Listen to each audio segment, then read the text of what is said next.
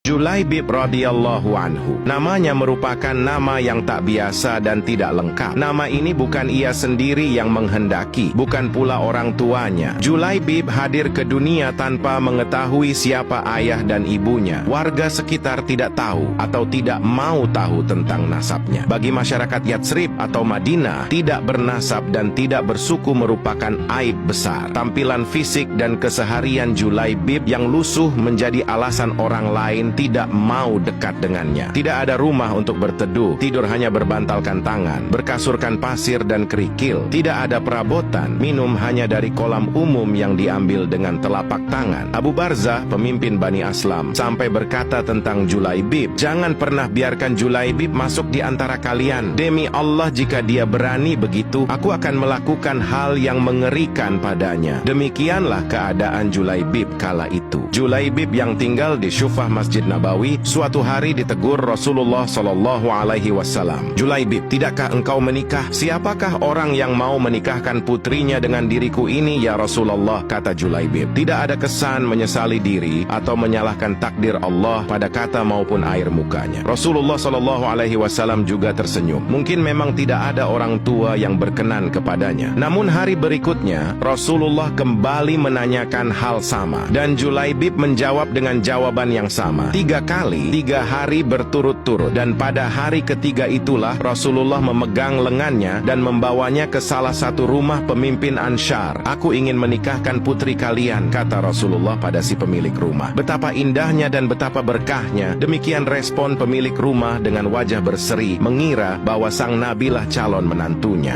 Ya Rasulullah, ini sungguh akan menjadi cahaya yang menyingkirkan temaram di rumah kami." "Tetapi bukan untukku," kata Rasulullah. "Kupinang putri kalian untuk Julaibib," tegas Rasulullah. "Julaibib?" nyaris terpekik ayah sang gadis. "Ya, untuk Julaibib," kata Nabi. "Ya Rasulullah, saya harus meminta pertimbangan istri saya tentang hal ini," kata ayah sang gadis. Dengan Julaibib, istrinya menjawab, "Bagaimana bisa? Julaibib berwajah lusuh, tidak bernasab, tidak berkabilah, tidak berpangkat, dan tidak berharta. Demi Allah, tidak akan pernah putri kita menikah dengan Julaibib." Perdebatan itu tidak berlangsung lama. Dari balik tirai sang putri berujar, "Siapa yang meminta?" tanya sang anak. Sang ayah dan sang ibunya pun menjelaskan, "Apakah kalian hendak menolak permintaan Rasulullah? Demi Allah, kirim aku padanya. Dan demi Allah, karena Rasulullah yang meminta, maka tidak akan membawa kehancuran dan kerugian bagiku," kata sang gadis sembari membaca ayat surah Al-Ahzab. Dan Nabi dengan tertunduk berdoa untuk sang gadis salihah itu. "Ya Allah, limpahkanlah kebaikan atasnya dalam kelimpahan yang penuh berkah. Jangan kau jadikan hidupnya payah dan bermasalah." Demikian doa indah Rasulullah. Maka benarlah doa Rasulullah SAW. Tak lama kemudian Allah karuniakan jalan keluar baginya. Kebersamaan di dunia ternyata tidak ditakdirkan terlalu lama. Meski di dunia sang istri salihah dan bertakwa, tapi bidadari telah terlampau lama merindukannya di surga. Hingga suatu ketika Rasulullah begitu kehilangan. Pada akhir pertempuran, Rasulullah bertanya, "Apakah kalian kehilangan seseorang?" "Tidak ya Rasulullah," serempak sahabat menjawab. "Sepertinya Julaibib memang tidak berarti di kalangan mereka." Rasulullah menghela nafasnya. "Tetapi aku kehilangan Julaibib," kata beliau. Para sahabat tersadar dan segera mencari Julaibib. Maka Julaibib yang mulia pun ditemukan. Ia terbunuh dengan luka di sekujur tubuh dan wajahnya. Di sekitar jasadnya ada 7 jasad musuh telah dibunuh. Rasulullah dengan tangannya sendiri mengafani Julaibib. Beliau mensolatkan dan berdoa, "Ya Allah, dia adalah bagian dari diriku dan aku adalah bagian dari dirinya."